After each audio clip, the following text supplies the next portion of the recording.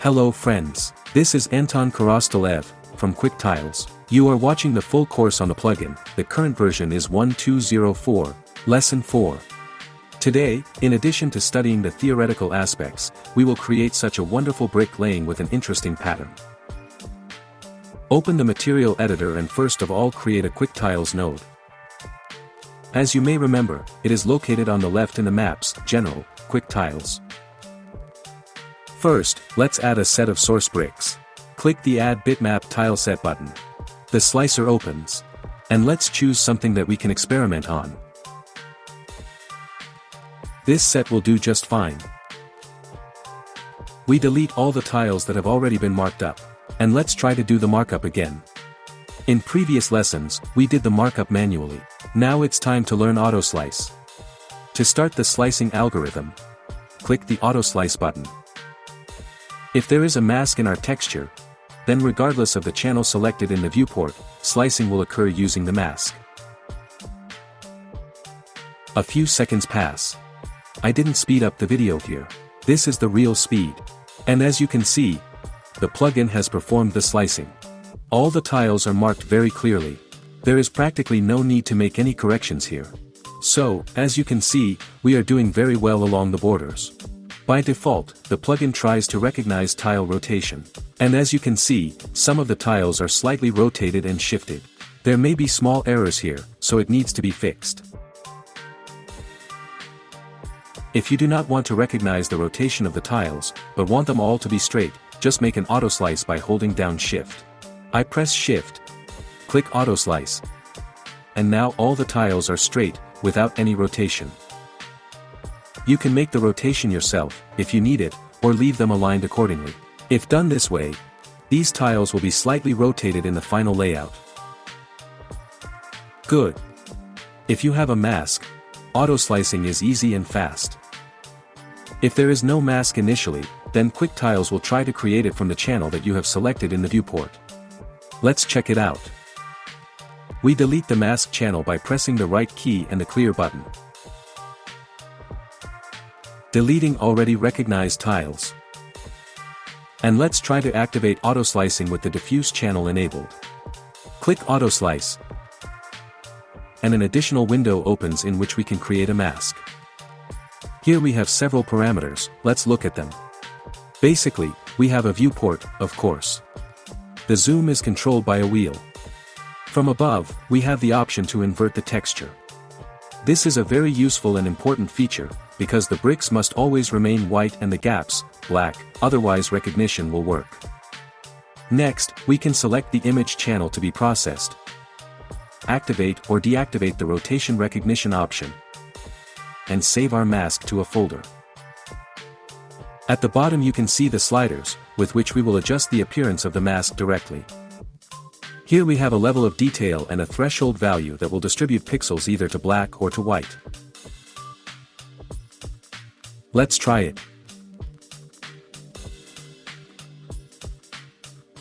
As you can see, when we try to change the level of detail, we encounter a computer freezes. This is because our calculation is quite complicated, and the texture is large. Let's reduce it a bit. Press Cancel and turn on 25 instead of 50%. We press Autoslice again. Try to turn the detail. And now everything works much faster. As you may remember, tiles should be white and the gaps, black, but here it's the other way around, so we definitely turn on the invert option. Everything is fine now. Let's try to adjust the mask so that there are as few white spots in the gaps as possible.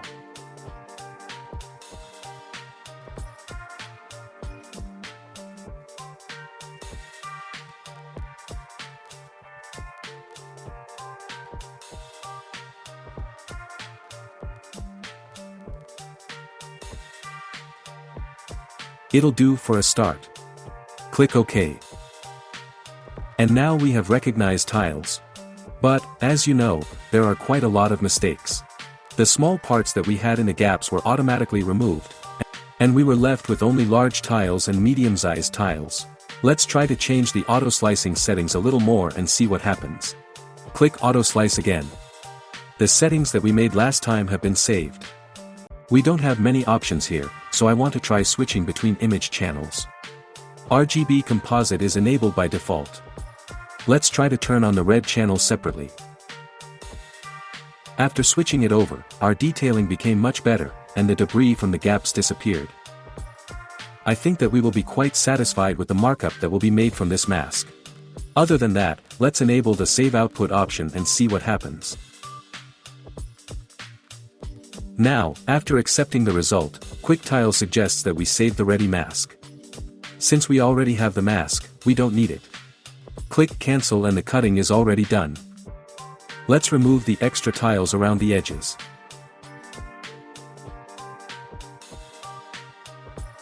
Please note how clear everything turned out. Almost no corrections are required. Now it is enough to capture the gaps, if they were not captured from you initially before that. And you can work. Fine. I hope you understand everything about autoslicing, and now I want to move on to the main part of the lesson. Let's discover some other brick texture, more presentable. I like this one. So, it booted up. Let's see what it looks like. I removed the transparency of the containers to 0. As you can see, our texture has a uniform color. And there are two types of bricks, long and short. We'll clean up the short ones now, returning the opacity of the containers. Please note that we currently have short tiles in a separate ID, ID2. Double-click, they all selected and press delete. That's it, we don't need them. We are left with tiles of only one size, long and approximately the same color. Let's take another look at the reference. Here we have 3 colors. And the tiles are both long and short. We can easily recreate this layout inside QuickTiles using our chosen texture. We return to the slicer. And in general, bricks of this color are quite suitable for the main filling. I will reduce the texture to 25%, it's quite large. And we accept the result, click Done.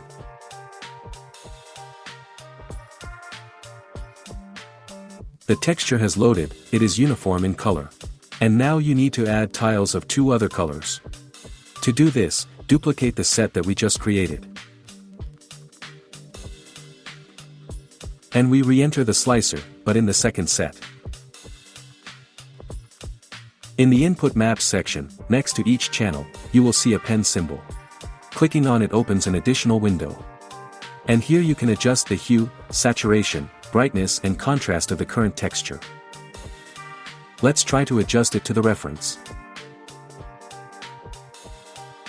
The slicer window opens separately, and therefore, when switching to it, the reference does not fall through the 3D Max. Let's change the shade slightly, I think these bricks are a little more pink.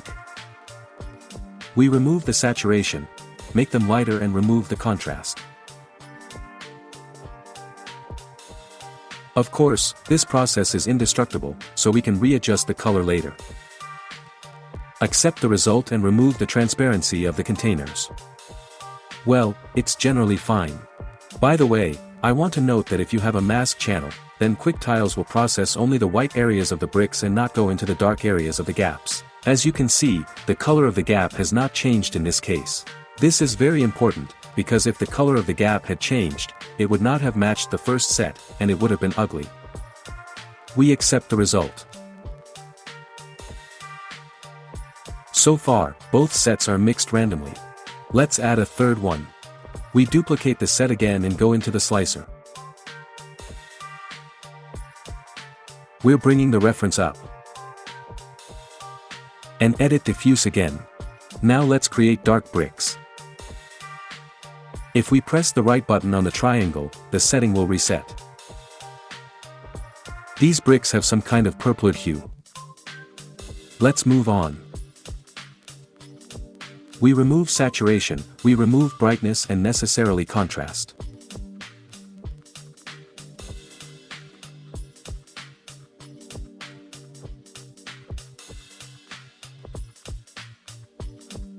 I think it will go.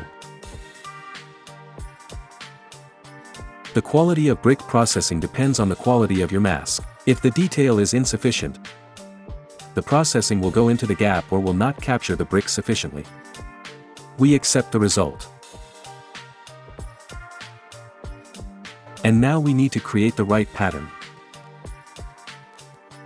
By default, the simplest 50% running bond pattern is used. Let's create a new one. And let's try to figure out how to easy copy a pattern from a reference to a plugin. Opening the reference. We also have a separate pattern editor window, so the reference does not fall under 3D Max. Slightly reduce it, and let's find the repeating part. I'll take a screenshot.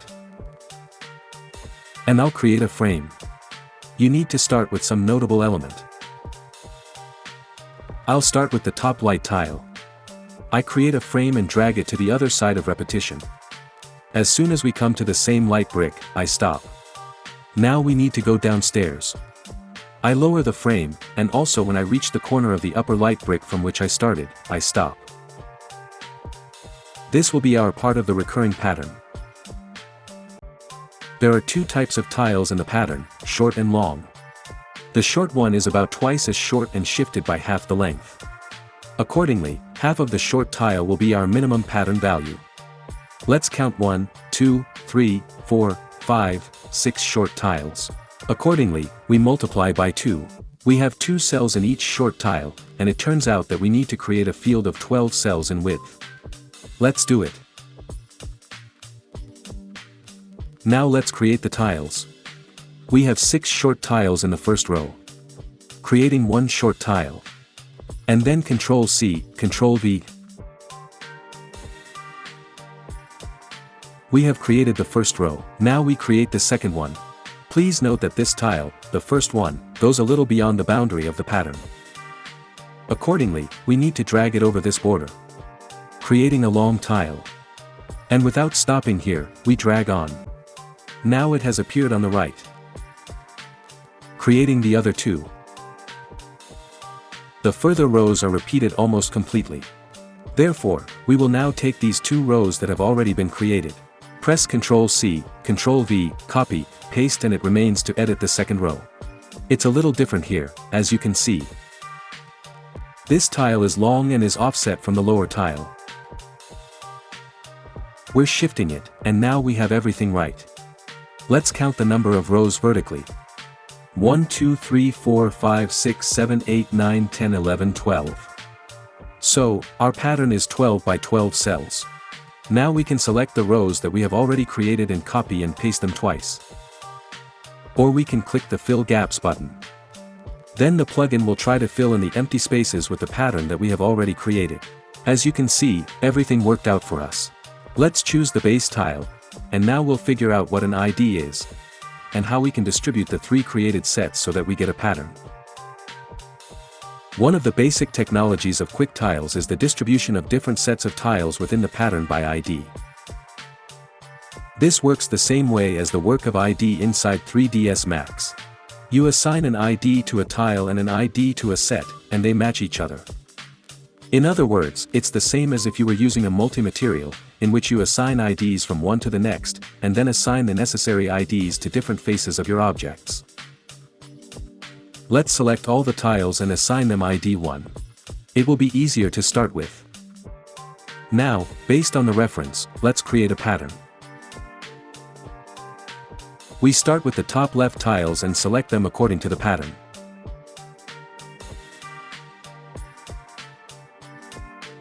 To make it more clear, let's choose ID 11.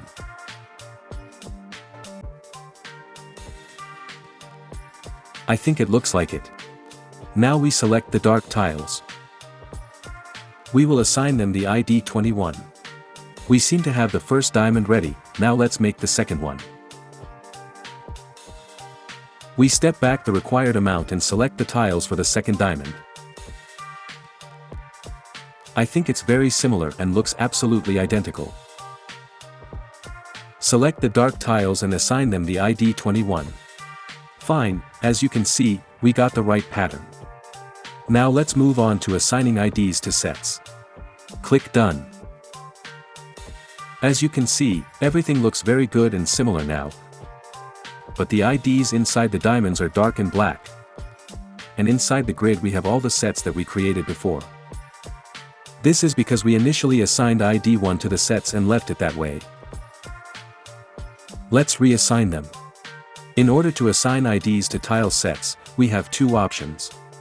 We can assign them in the main interface, as well as inside the slicer sets. Let's try to do this inside the slicer first. We keep the first set in ID 1, we don't touch it. We go into the second set. We select all the bricks. And as you can see, here we have the option to assign an ID. We assign ID 11. Our tiles have become the same color as they were in the pattern editor. We accept the result. And now the light tiles have disappeared from the grid and moved inside our diamond caps. Now let's assign an ID to the third set, but we will do this not inside the slicer, but outside. Here we have a tile set ID button on the set. We click it and we have this menu in which we can assign an ID. Press ID 21. We accept the result. And now our drawing is completely ready. As you have understood, when you assign an ID outside in the common interface, it is always a common ID for all bricks inside the set. If you assign an ID in the slicer, you can assign different IDs to individual bricks. In this case, the set ID will always be more dominant. That is, if you enter a set and assign an ID, then all the bricks inside this set will be perceived by the plugin in a single ID. Great! In general, we have everything ready, let's try to render it. Let's make it a little smaller.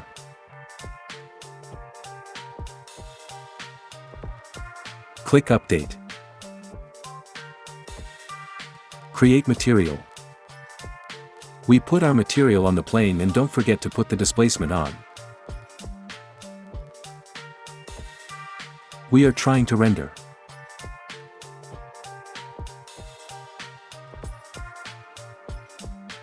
In my opinion, it turned out great. Well, let's move on. Stopping the rendering.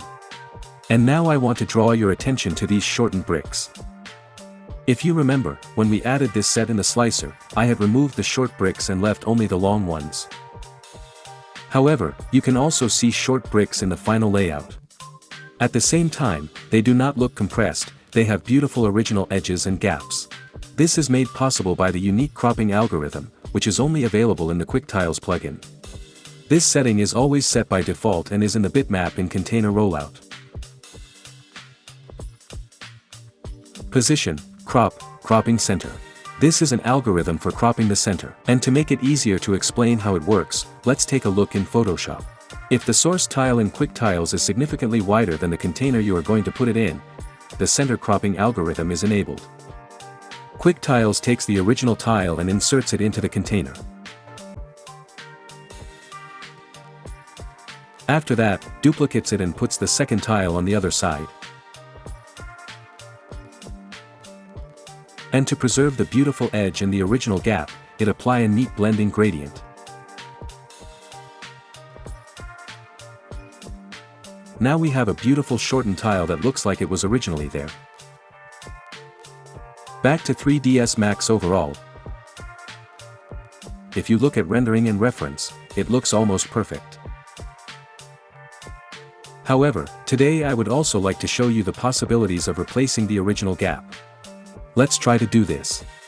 In order to remove the original gap that we have on the texture and replace it with something else, we definitely need a mask channel. It is present in this texture. We are opening a large preview.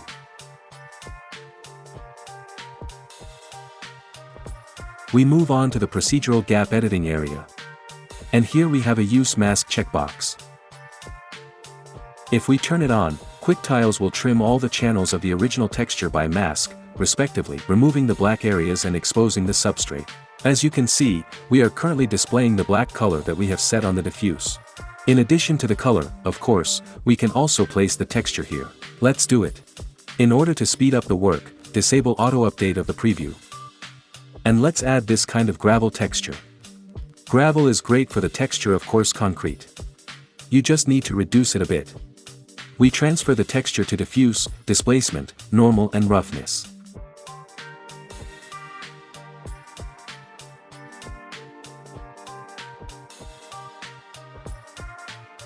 Return the auto update of the preview. And as you can see, we now have a gravel texture in the gaps. Of course, it's too big, so let's make it smaller. The size of the substrate texture is regulated in the procedural gaps section, scale parameter. Let's try 50%. I think it's a little big anyway. Let's make it smaller. 33% will be fine. Good.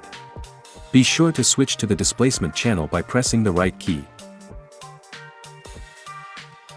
And we need to make the color of the substrate darker so that the gap does not stick out behind the bricks. To do this, slightly reduce the transparency of the texture. I think 90% will be enough. Good. Back to the diffuse channel. And here I would like to make the gap color lighter. We switch the color to white in order to make the least transparency. And 80% will be fine. Now the gap has lightened. And everything suits me. Closing the big preview. Press Ctrl Space. An update is underway. And as you can see, our gaps have been replaced. Let's try to render it.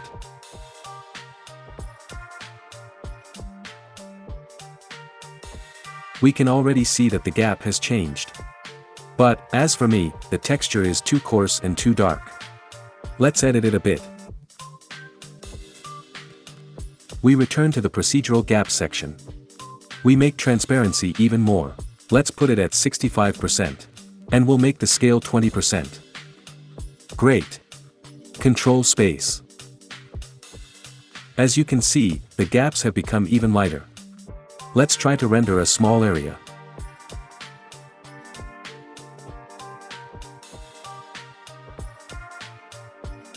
Well, that's how I like it better. That's about the end of our lesson today. Another little thing that I will show you is related to how you can widen the gaps if you do a mask trim. Stopping the rendering. And now let's go upstairs to the area where we adjust the size of the base tiles and gaps. Up to now, we have been working with the texture and have always kept the original gaps. And today let's try to add procedural gaps. To do this, in the gap width section, we set a value other than 0. Open a large preview in order to make it more clear. And first, let's set the value to 0.1. As soon as we set a value other than 0, the original gaps will no longer be preserved. And as you can see, the tiles are now cut very clearly and even cut too much. Therefore, in order to avoid this when we work with procedural gaps, we need to add a little size to the tiles containers. How can this be done? We have 3 sets, and in each set we have a huge number of tiles. It's incredibly inconvenient to do this manually. So, we added a special algorithm to the slicer. Open and select all the bricks. By the way, the latest version has a shortcut Ctrl A. We're removing the gaps grip, we won't need it here anymore. And now, by pressing the right key, we activate the outline function. It works the same way as the outline function in splines, and uniformly enlarges or reduces the container in all directions. We make a small increase so that the container captures a little more than the tile itself. We accept the result. Here we had -5. We need to do the same in the other 2 sets.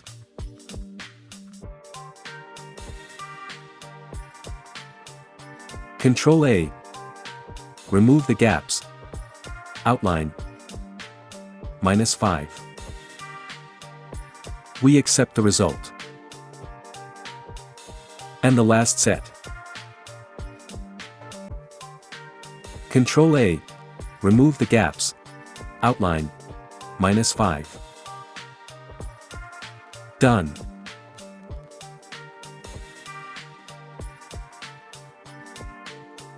When we open the large preview, we will see that the tiles are no longer clipped, and we have small gaps. Now we have the opportunity to enlarge these gaps in any way we want. At the same time, the width of the horizontal and vertical gap is not locked to each other. For example, you can do it this way. And we will have a wide horizontal gap and a narrow vertical one.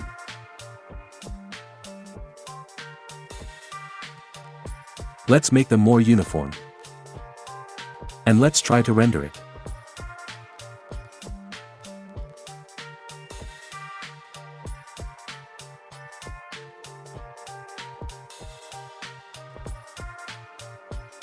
As you can see, the gaps have become a little wider, and the tiles have become a little smaller. This is logical, because we have captured a large area, so the tile is slightly reduced inside the container. That brings our lesson today to an end. I hope you were interested, and thank you for watching. It was Anton from QuickTiles. Have a nice day and bye-bye.